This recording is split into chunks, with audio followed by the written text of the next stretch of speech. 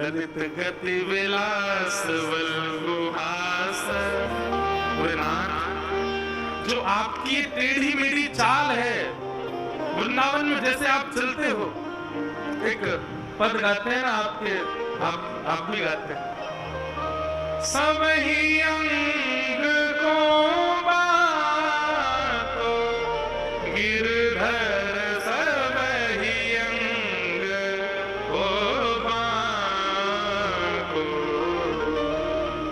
बाकी चाल चलत गोकुल में छल छबीरों बाको। सब ही अंग को बाको। विष्णु पितामह कह रहे नाथ मुझे आपका वो रूप देखना है। बोले कैसे?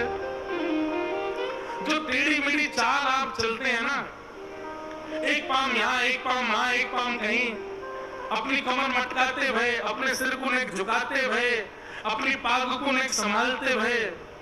आहा, पाग टेढ़ी सिधरे बापे मोती लटकन। विष्णु पितामह कह रहे हैं मुझे ऐसा रूप देखना है। कैसा रूप? पाग टेढ़ी सिधरे बापे मोती लटकन। पाग टेढ़ी सिधरे बापे मोती। सब लोग आओ, नेत्र बंद करके अनुभव करो कैसे लग रहे हैं ठाकुर जी। टेढ़ी सी पाग पहन रखी है, वहां पर मोती की लटकन है, और जब जब अचक अचक के चले तो महाराज मोती की लड़ गालन से छू रही है ठाकुर जी के। पाग टेढ़ी सिधरे बापे मोती लटकन। पाग टेढ़ी सिधरे बापे मोती लटकन। डोले ब्रज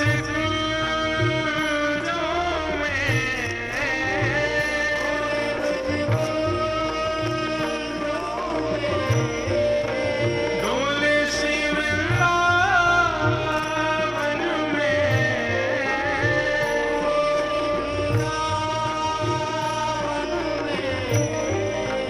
झूम के राधा रमन।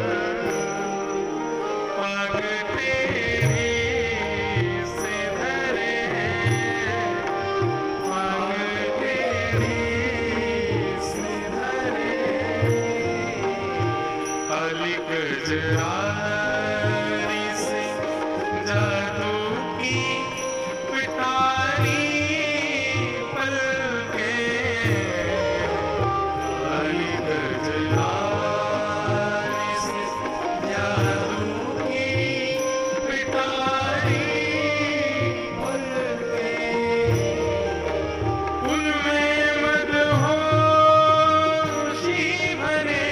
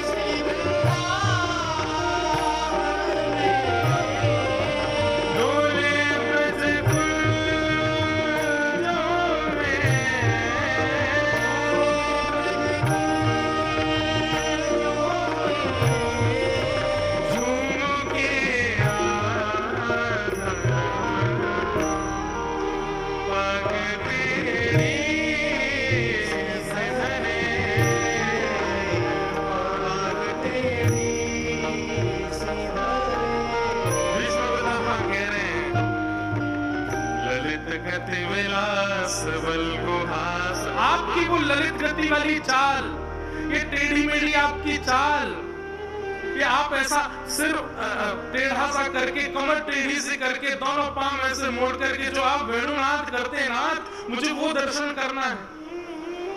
और उसके अलावा बोले कृतमनु कृतवत्य उन्मदांध,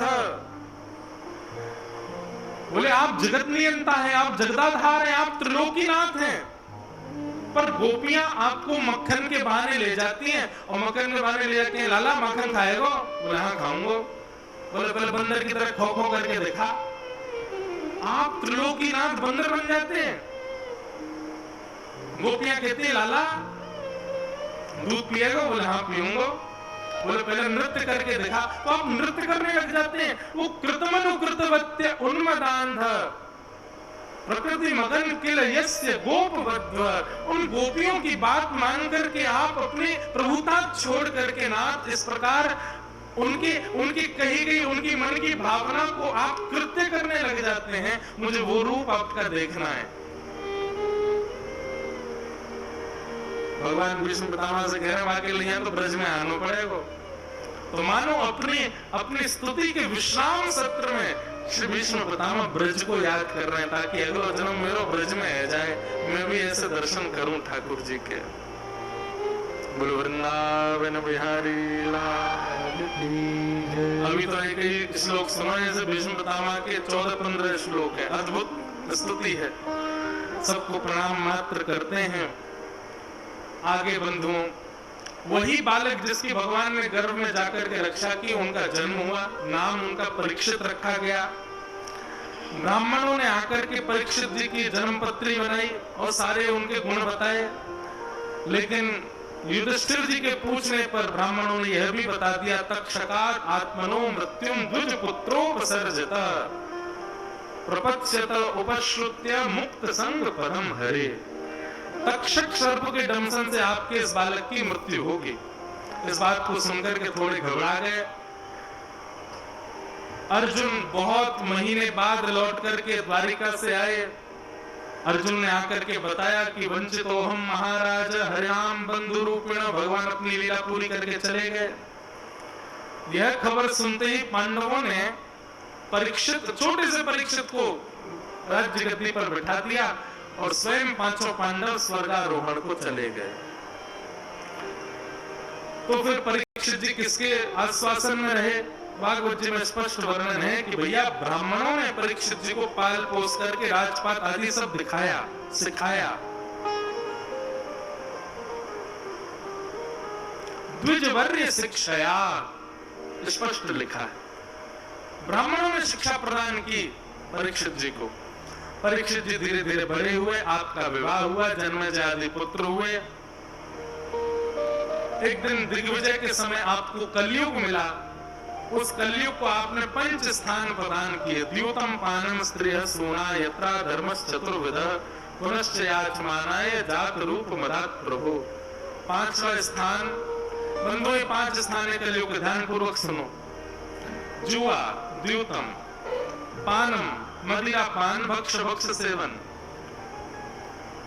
पर स्त्री पर पुरुष संग, हिंसा, क्लेश, लड़ाई झगड़ा मारकाट, और 5वां स्थान है बिना मेहनत के अनीति से कमाया गया धन। इन 5 स्थानों में कलयुग निवास करता है। अब इन 5 स्थानों की भी बड़ी वृहद व्याख्या है।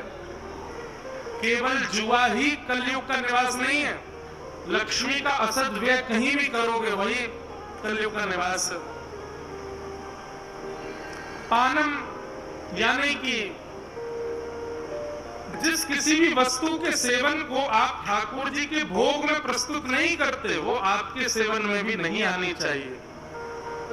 उन सबसे कलयुग का प्रभाव होगा, नहीं तो भुंजते ते त्वहम पापात् ये पचन्त्यात्म कारणम। भगवान गीता में कहते हैं अपने लिए जो भोजन बनाते हैं और मेरा भोग नहीं लगाते, अपने स्वाद के लिए खा लेते हैं, अपना पाप खा रहे हैं। इस प्रकार ये 5 स्थान है, द्योतम, पानम, स्त्रियः, सूना, और 5वां अनीति से कमाया गया धन। इन 5 स्थानों में कलयुग निवास करता है। राजा परीक्षित ने 5 स्थान कलयुग को दे दिए, पर श्रीमद् भागवत जी में ऐसा वर्णन है जब तक परीक्षित जी धराधाम पर रहे तब तक कलयुग अपने रूप में नहीं आया। बोले क्यों?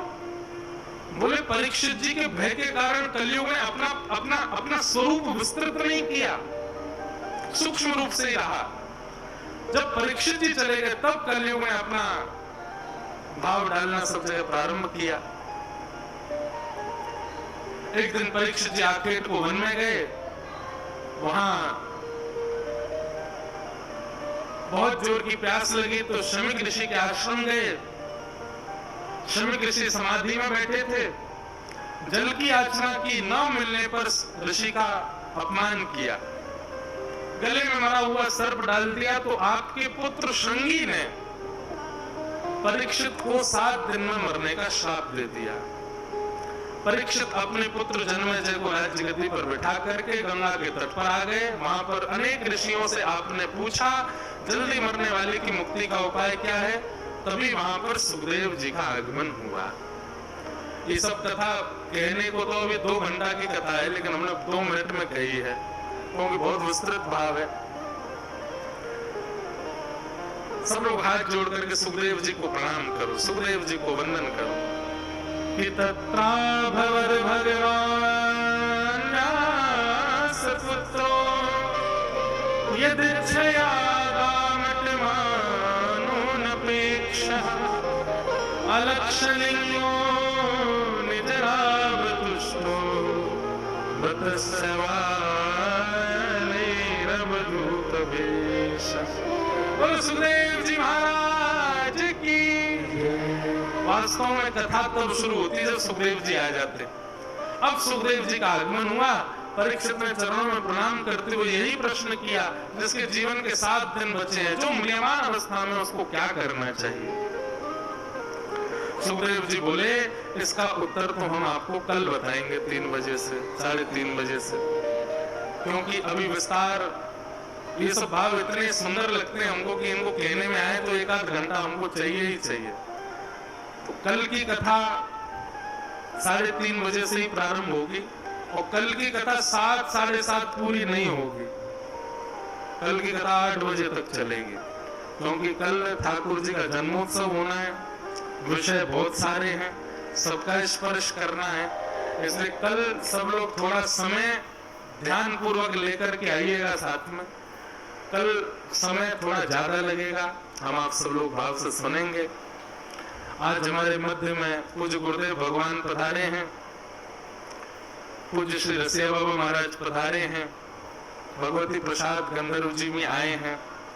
हमारा भाव है अभी हम वृंदावन रसामृत पद गाएंगे, पर उस पद को अगर हमने अभी गा दिया तो आप सब उठ के खड़े हो जाओगे, फिर जाने लगोगे। इसलिए पहले महापुरुषों के 2-2 मिनट की कुछ वचनामृत श्रवण कर लें, उसके बाद फिर वृंदावन रसामृत पद गाएंगे और फिर भागवत जी की आरती करके आज के विषय को विश्राम देंगे।